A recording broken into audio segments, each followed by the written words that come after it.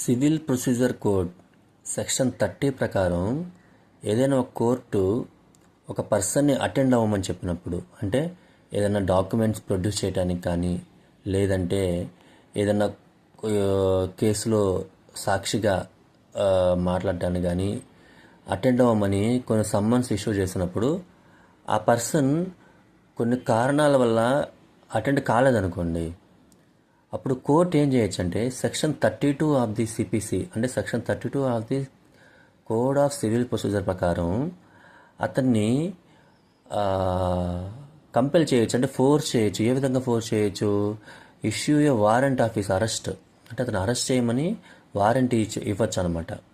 ఇంకోటి ఏంటంటే attach he's property and sell it, అతనికి సంబంధించిన ఏదైనా ప్రాపర్టీస్ ఉంటే వాటిని సీజ్ చేసేసి వాటిని అమ్మేసేయచ్చు. ఇంకొకటి ఏంటంటే ఫైన్, ఒక 5,000 మించకుండా ఫైన్ వేయచ్చు. లేదంటే ఏదైనా ఒక సెక్యూరిటీ, అంటే బాండ్ కానీ అలాంటి ఏదైనా ఫర్నిష్ చేయమని చెప్పచ్చు. ఆ ఫర్నిష్ చేయన సందర్భంలో అతన్ని జైల్లో పెట్టేసేయచ్చు అనమాట. ఇలాంటి పవర్స్ అనేవి కోడ్ ఆఫ్ సివిల్ ప్రొసీజర్ ప్రకారం ఒక కోర్టుకున్న అధికారాలు.